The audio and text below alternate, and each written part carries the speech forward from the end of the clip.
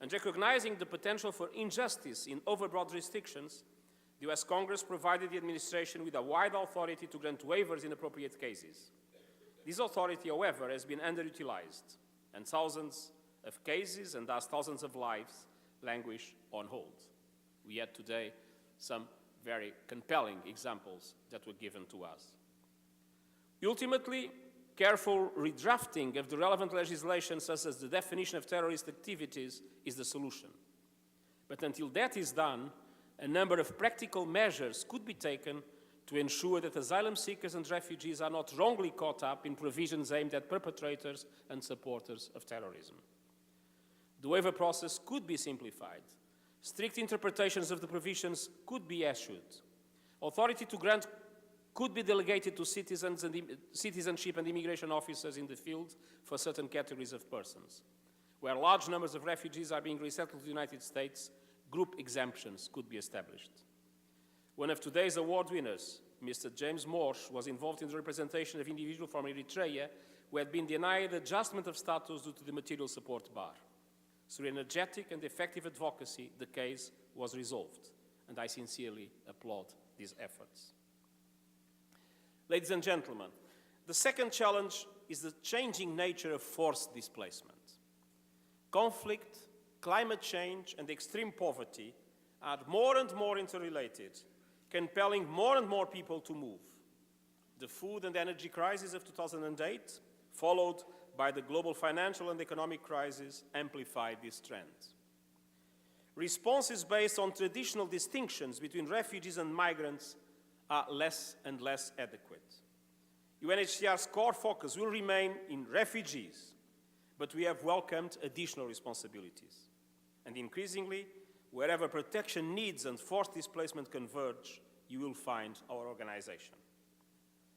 In the United States, untangling those who are in need of international protection for those who are not is the main function of the asylum system.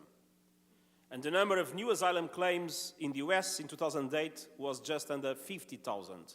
And this makes it the second largest recipient country for individual claims of asylum in the world after South Africa. In the US complex and highly legalized asylum process, legal representation plays a vital role in ensuring that procedures are respected and the correct decision is reached.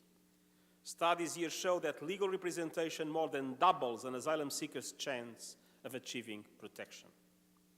It is with deep appreciation, therefore, that I extend my congratulations to the other award winner today, the law firm of Winston & Strawn, and indeed to all of you who have provided legal assistance to asylum seekers on a pro bono basis. Your clients are fortunate. About a fifth of asylum seekers in the US do not have counsel, and the figure balloons to 85% for asylum seekers detained in remote facilities. The heavy recourse to detention of asylum seekers in the US remains a significant concern for us. The situation could be significantly improved in the UNHCR's view through the introduction of less restrictive guidelines for parole. Currently, only about 5% of asylum seekers are released on parole. Rather than requiring applicants to apply for parole in writing, it should be automatic. The burden of proof could be reversed so that responsibility for justifying continued detention rests on the government. And more use could be made of alternatives to detention, such as release to community-based shelters. Ladies and gentlemen, recognizing the vital role of reviewing bodies in a system that makes frequent use of detention and incorporates an adversarial process for some asylum seekers, I would like to thank all those present who work in an appellate capacity.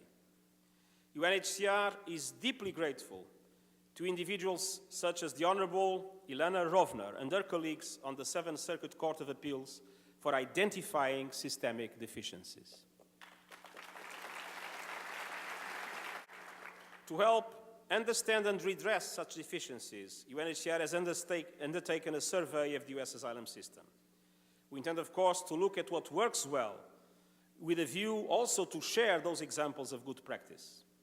This initiative is not UNHCR's alone. You are important partners, and we rely on your expertise to ensure an accurate and useful result. I am encouraged by the openness to discussing these issues shown by the new administration. My talks with officials in Washington early this week were frank and constructively, especially with the Attorney General and with the new Secretary for Homeland Security. And UNHCR is ready to cooperate and help in all matters that are relevant to the well-being of asylum seekers and refugees in the US. Ladies and gentlemen, the third and final challenge I wanted to mention is the diminishing availability of solutions for refugees worldwide. There are basically three kinds of solution: voluntary repatriation, meaning an informed choice by individuals to return to their country of origin in conditions of safety and dignity; local integration, meaning the progressive realization of the rights and obligations of citizens of the host state; and third country resettlement, with which you are already fully familiar and of which Chicago is a remarkable example worldwide. Now, the number of refugees voluntarily repatriating has declined continuously since 2004.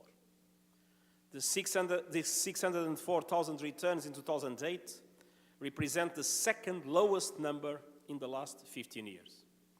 In countries like Afghanistan or even Southern Sudan, we are witnessing now in 2009 a meaningful decrease in the returns due to new sources of instability.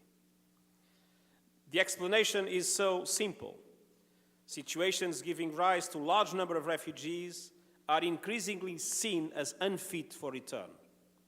Without access to another solution, the inevitable result of fewer returns will be an increase in the approximately 6 million refugees already living in protracted situations, sometimes without any hope for a solution.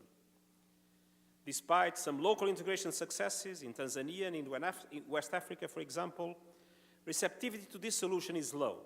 The burden borne by host countries is not adequately shared by the international community, and as a result, there is strong resistance in many countries of asylum, even to self-reliance activities, since these tend to be seen as the thin end of the local integration wedge. Now, resettlement is now the bright spot. More than 121,000 refugees were submitted for resettlement consideration by UNHCR in 2008, the highest number in a decade and a half. And this reflects our increasing use of resettlement as a strategic solution and not only as a tool for individual protection. The United States is UNHCR's largest resettlement partner, with its ceiling last year of 80,000 places, 85% of which were referrals from UNHCR.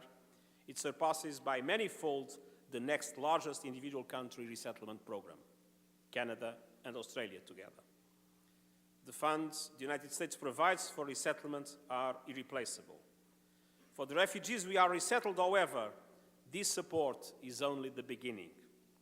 The success of their integration depends on the support of the communities they go to, their ability to find work, and the availability of counseling and other services like health care. And we had this morning a very impressive testimony about what you are doing in Chicago in relation to health care for refugees, and especially for mental health care for victims of torture.